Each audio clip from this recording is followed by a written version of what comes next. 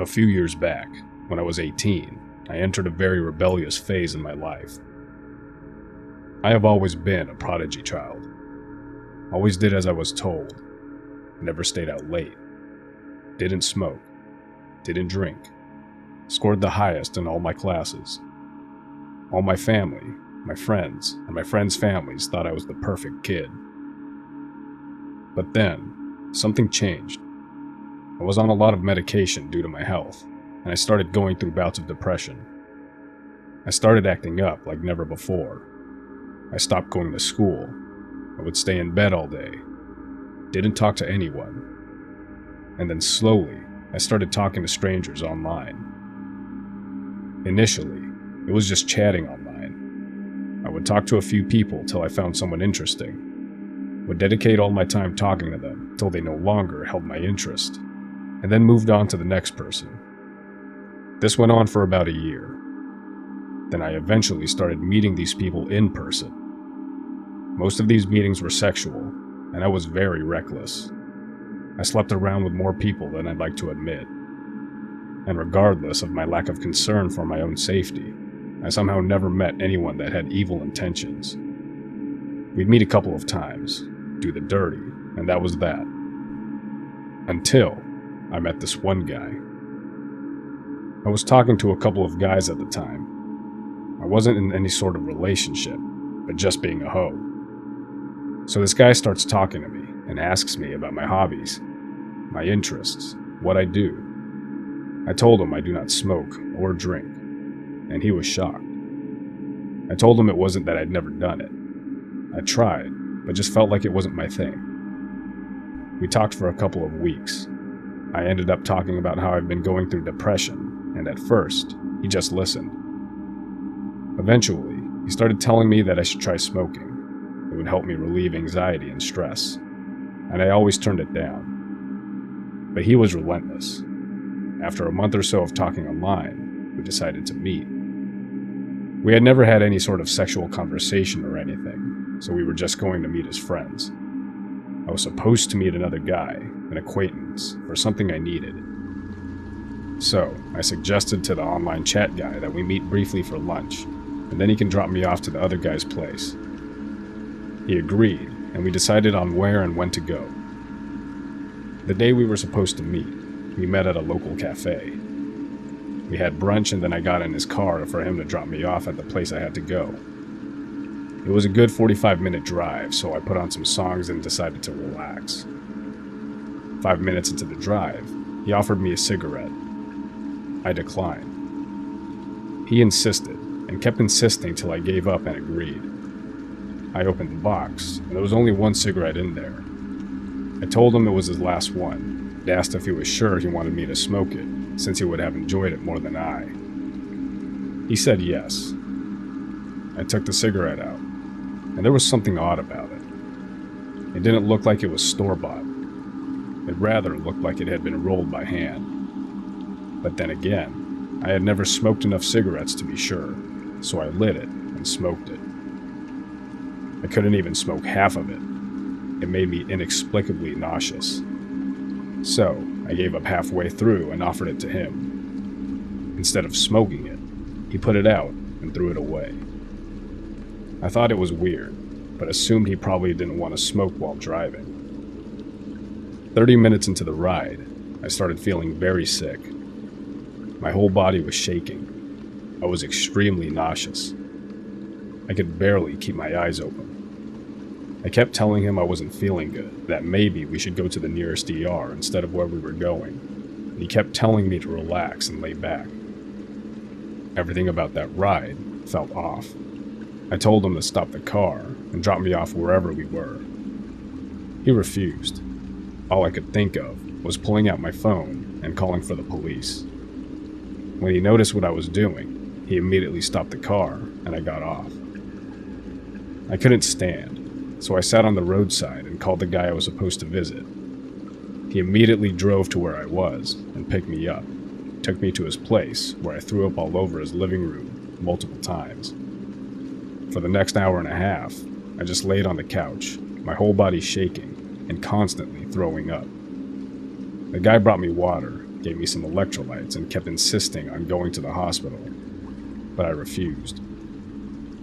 I had no idea what I had smoked, but I was sure it wasn't just plain old cigarettes. I was scared if it had been some illegal drug, and if the hospital caught on, I would get into trouble. And I absolutely did not want my parents to find out what I had been up to. So I laid there, kept throwing up, and letting whatever that shit was to get out of my system. All these years later, I am now married to the guy who picked me up from the roadside and helped me through an insanely embarrassing time. Oh, and to the guy that laced my cigarette, let's not meet.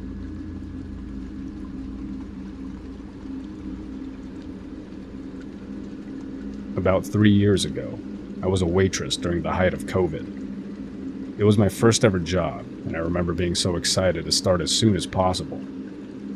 After all my training was finished, and I got my certifications, I was put on the closing shift. We closed at 10 p.m. every night at the time, and typically it was just my cook and I. Rarely would there be another waitress with me, and I liked it that way. I always worked better alone, and I didn't really get along with most of the other waitresses anyway, so it was nice. I can remember it was near the end of my time there that this experience happened, and I'm really happy I had the circumstance I did at the time. I never could really trust my gut very much, because I had mild anxiety, and couldn't tell if what I felt half the time was valid or not. I mentioned this, because when all this went down, it felt real, and I had an absolute feeling. I had started my shift that evening, around 3 p.m. I said goodbye to the last waitress, and I was on my own with my cook. Everything was pretty slow and normal until I got a call about one of the specialty items on the limited-time menu we had. The food couldn't be ordered as takeout, and the lady over the phone really didn't take it well. After a little debating, she finally decided to sit in and eat instead. I'd say around 10 to 20 minutes later is when I spotted an older-looking car pull up, and 3 people came out.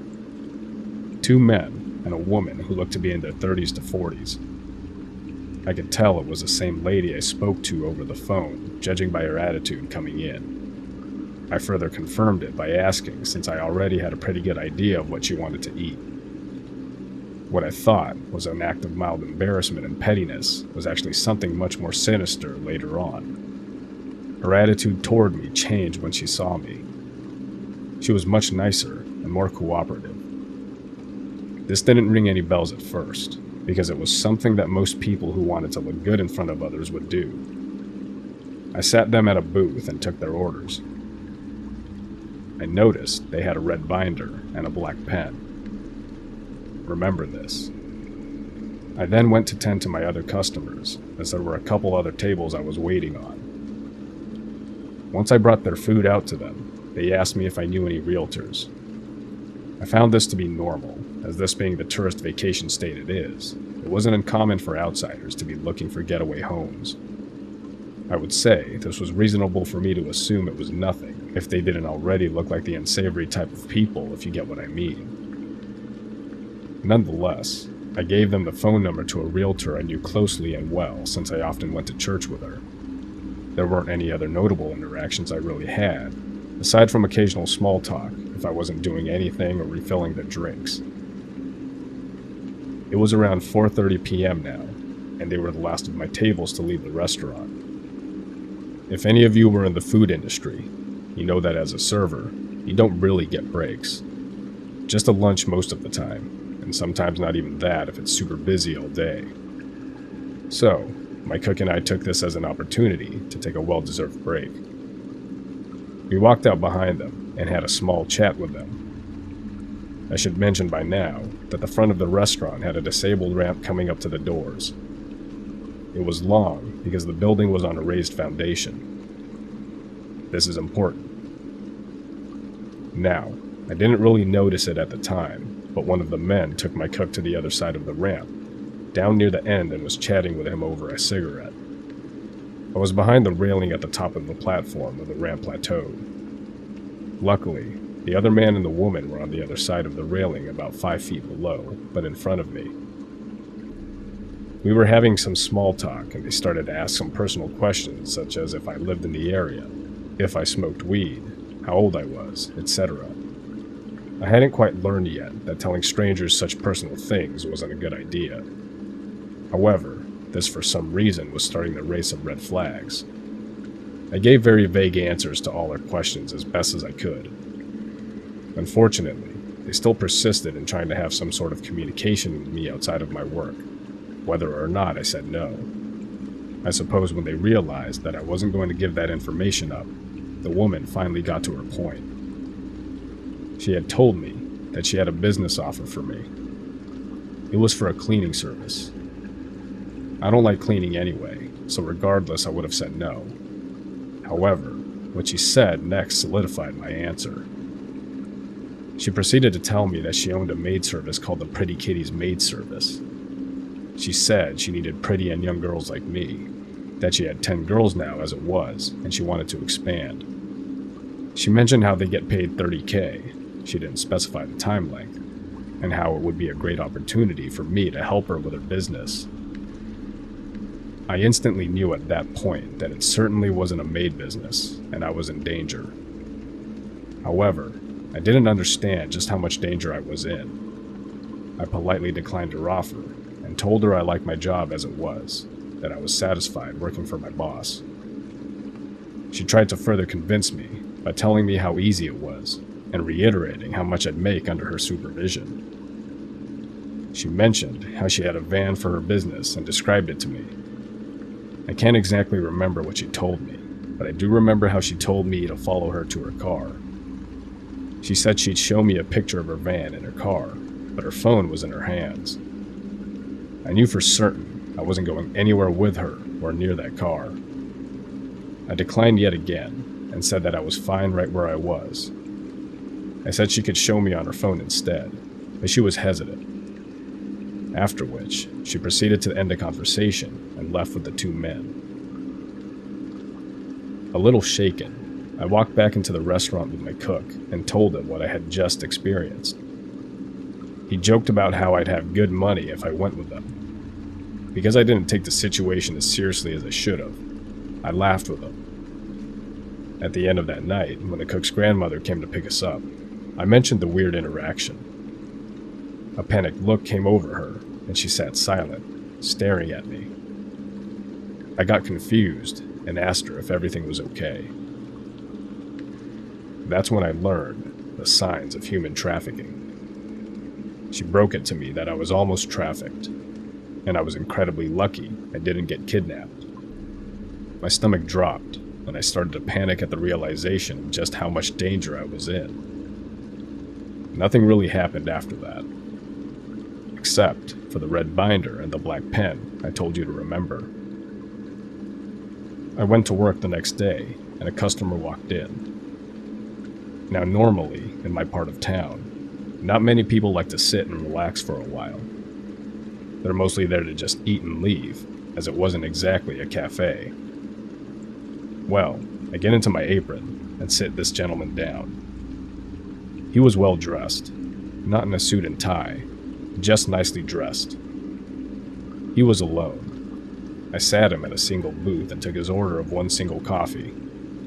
He had a red binder and black pen with him. I didn't even notice until my cook from the night before reminded me of it. I was so shocked at the fact, and it unsettled me even more that he proceeded to sit there for 3 hours, watching me as I tended to my tables. I kept asking him if he needed anything else, and he asked me if people never just sat and relaxed with coffee. I sort of shrugged and said no, not here. Now this might come as a surprise to some of you, but servers, believe it or not, do listen in on some of your conversations. I'm lucky I did with this one. I specifically remember him speaking over the phone about finances and how he needed to find another house. He spoke about moving money and how he was going to pay his girls that night. I ran to the back of the kitchen and told my cook.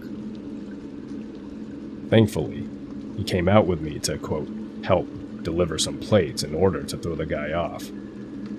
It worked, I think. He ended up leaving not long after that, and I haven't seen or heard anything since. I'll tell you though, I've been much more on guard since then. Unfortunately, I wasn't able to report them because their car was facing forward toward the building's cameras, and we couldn't see the license plate. I did tell my manager, and he never allowed any of the servers to leave the building without someone else walking them out. I made it known throughout the whole staff about what happened since I didn't want any of them to get hurt. I use this story as a way to tell others to please be safe and be aware of your surroundings. I didn't think this could happen to me. It can happen to anyone. Be safe and be observant.